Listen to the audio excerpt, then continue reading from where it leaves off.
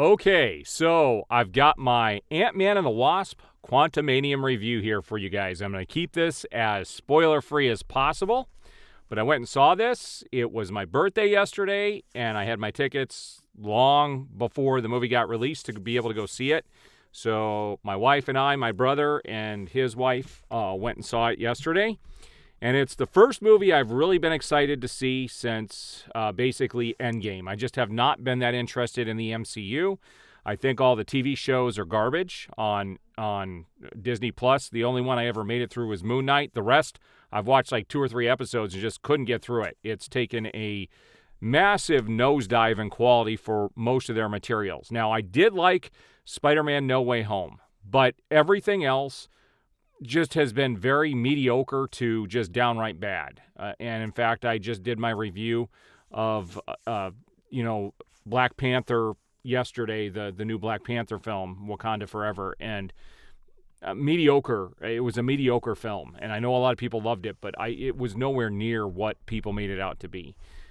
So that leads us to Ant-Man and the Wasp, Quantumania. This movie is getting trashed all over the internet. There's some people I watched their reviews on YouTube, and they even said people were walking out of the theater, and I'm telling you right now, I don't buy that. I just don't buy it.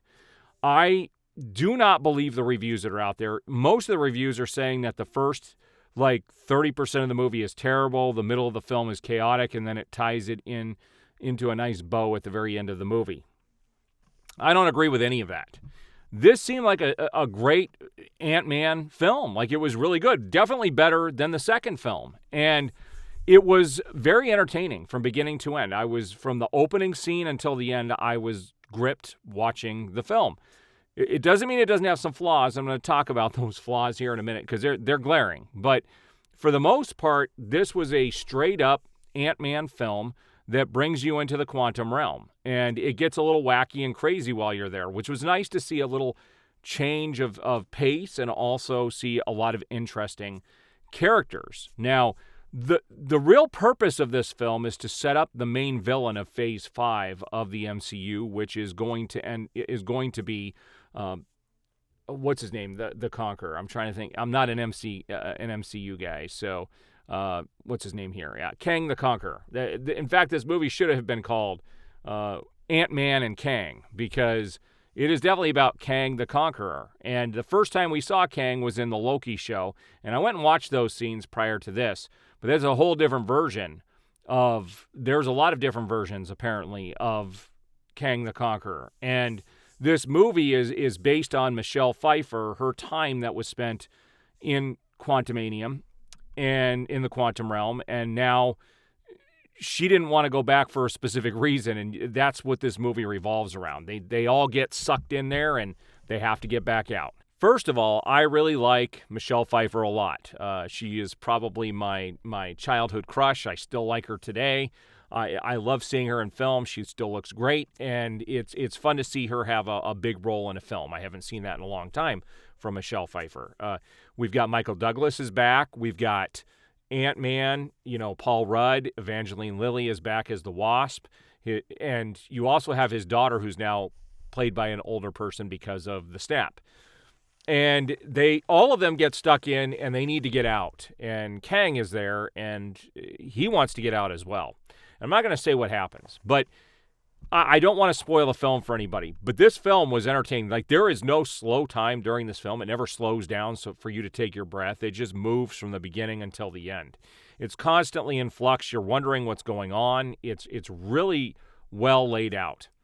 The special effects were hit and miss. Okay, we had MODOK in this film, and I don't know much about MODOK. I've seen pictures. I don't read Marvel Comics, so I can't speak to the character specifically, but MODOK was ridiculous in the film. I'm just telling you, straight up ridiculous. Like, they have the money. Do a better job. MODOK was just ridiculous all the way around. Everything that they did was just crazy with that character. It just could have been done in a much better fashion. It just looked cheap, and quite a few of the special effects in the film looked cheap. The worst part of it, though, was probably some of the humor. Some of the humor fell very flat, and a lot of that did have to do with MODOK himself, and it just... Yeah, the jokes, some of the jokes were eye-rolling. They really were. Not to say that there's a bazillion of those in there that are going to make you shy away from the film, but there was definitely the terrible humor in there. The music was good. What I did really like, though, is that there's one scene, and you can see this in the trailer, where there's a bunch of different Ant-Mans, and, he's kind of dissolving into strings and stuff. There's one scene where Ant-Man is getting sucked into basically a bunch of versions of himself, and it's like a tunnel, and he's trying to reach out. And just the imagery and the way that was shot, brilliant. It gave you a very claustrophobic feel. It seemed like what a real nightmare might seem like, and I really appreciated that. This movie really did transfer you into a whole different place, into the quantum realm, and it was very interesting to see the characters that were there. Now, the big breakout of this film is the guy who played Kang. His name is Jonathan Majors, and I know he's coming up in Creed 3, which now makes me way more interested in seeing Creed 3. I want to see it anyway. I wasn't a huge fan of the first two, but they were serviceable films. But the third one, to me, looks like it's going to be the best in the series.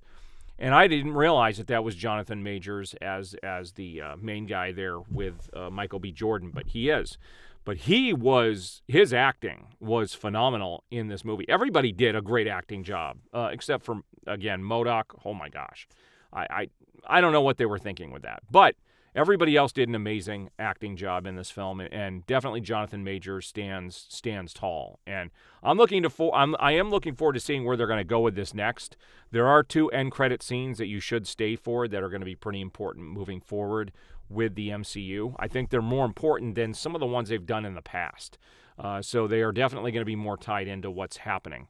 But there are still some unanswered questions that I have, so if you don't want to be spoiled at all, you can leave the review at this point. I'm going to give you my rating, and then I want to talk about one thing that bothered me about the overall film. But at the end of the day, I gave this 4 out of 5 stars. Like, I really enjoyed this movie quite a bit. I would totally see it again. I thought it was entertaining from the beginning to the end. There was nothing in it that would have made me walk out of the theater or get upset at. And I think it has such a low rating by critics because there's no political bias in this film. There's no political message. And critics, they only tend to give stuff that has a political message high scores now. And I don't understand that. Like, the only people that matter are the people seeing the film. And I will tell you, this has like a 43% by critics, but it's around 85% by the audience. And that tells you something. So it is worth going to see. There's no question about that. It's not going to be everybody's cup of tea because it is a little off the wall. Now, here's my problem with the film. My problem with the film does lie with Kang himself, Kang the Conqueror. While we got backstory for this version of Kang that was in the film, we still don't know how he got his power, where he ultimately came from, and why this specific version was exiled to the quantum realm. I hope we get answers to that in some upcoming films. But as far as the character itself, we didn't get enough. There was no meat to it. His acting was great. And for the situations that they were in, yes, you definitely got the full story. But as far as the backstory for Kang, as a person who's coming into this and is not a Marvel person, I have no idea who this character is, where he came from, who gave him his power, and ultimately why he was exiled. They do not answer those questions in the film, which I think is a huge miss. But anyway, if you guys have seen it, what did you think of the movie? I will have more reviews coming up shortly and more DC content coming, so stick to my channel and you will see that stuff popping up from time to time. I do appreciate it. If you haven't already, like the video, subscribe, hit that notification bell, and you will be notified as I have new videos go up.